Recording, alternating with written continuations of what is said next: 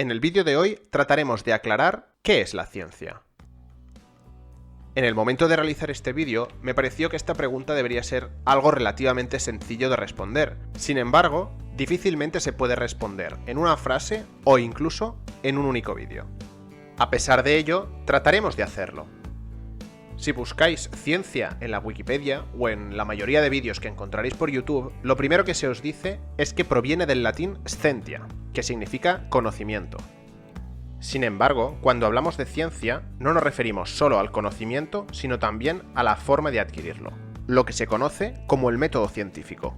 Hay muchos tipos de conocimiento, pero solo aquel obtenido mediante el método científico se puede considerar conocimiento científico. Pero antes de centrarnos en el método científico, vamos a ver por qué es tan importante el conocimiento para el ser humano. Se entiende por conocimiento aquel conjunto de información adquirido por una persona a través de distintos canales y que hace referencia a la realidad. Esto, dicho de otro modo, es toda aquella información que puede ser utilizada para solucionar problemas de la vida real. Si nos fijamos en los animales, podemos ver que las distintas especies han encontrado distintas formas de adaptarse al medio, es decir, de solucionar sus problemas. En el caso de los elefantes, por ejemplo, son muy grandes, de modo que dificultan mucho la posibilidad de ser depredados. Las jirafas, con cuellos muy altos, consiguen alcanzar las ramas más altas de los árboles, de modo que ninguna otra especie le hace competencia para la obtención de este tipo de alimento. Y la especialización del ser humano es justamente el conocimiento. No tenemos grandes dientes, ni garras, ni tampoco volamos, pero tenemos una capacidad muy poderosa, la capacidad de generar, transmitir y adquirir conocimiento.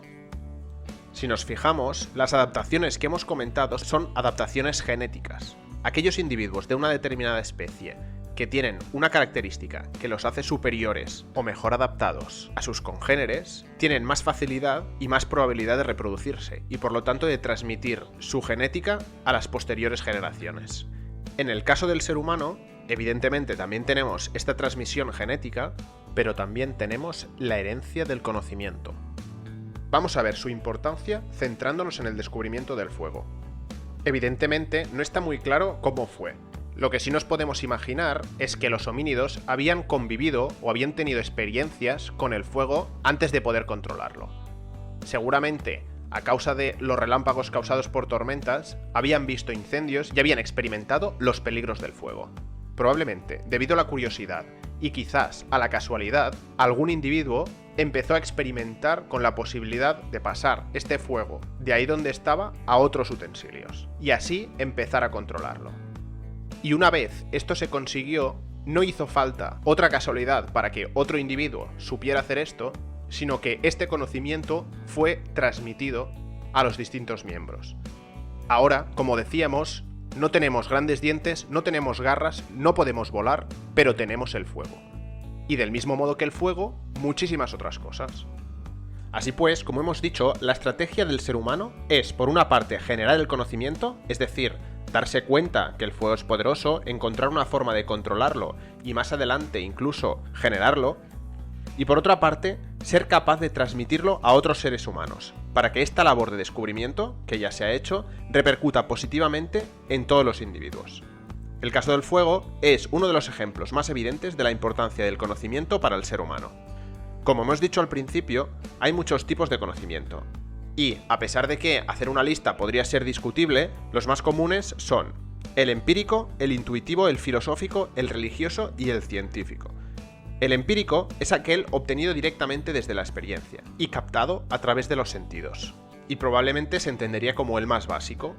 Si, por ejemplo, has tocado fuego, te habrás dado cuenta, habrás sentido que el fuego quema. Ese es un conocimiento que va a quedar para ti probablemente para toda la vida.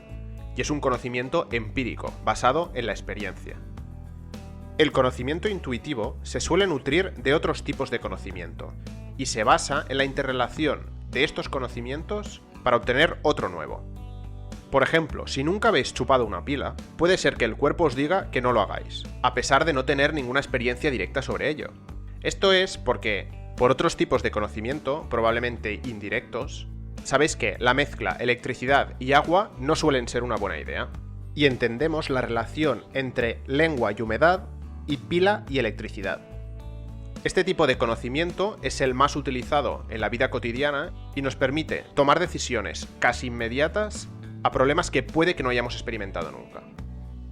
El conocimiento religioso, también llamado conocimiento revelado, es aquel relacionado con la religión y que se basa en una serie de dogmas revelados. Estos dogmas no se pueden poner en duda, comprobar ni falsear. Este conocimiento se suele utilizar para aquellos problemas a los que otros tipos de conocimiento no dan respuesta en un determinado momento. El conocimiento filosófico trata temas parecidos al del conocimiento religioso, pero en vez de basarse en dogmas revelados, y por lo tanto que no se pueden cuestionar, parte de la observación, reflexión y diálogo sobre la realidad. Y un ejemplo típico de este tipo de conocimientos sería en el estudio de la ética o la moral. Y finalmente llegamos al punto que anunciábamos al inicio del vídeo, el conocimiento científico. Como hemos dicho, este es aquel que se obtiene mediante el método científico.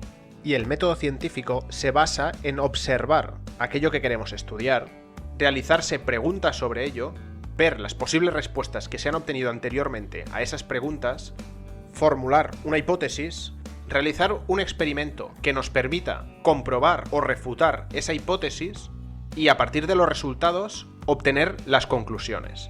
El último paso del método científico, que muchas veces queda olvidado y que es muy importante, es compartir estos resultados.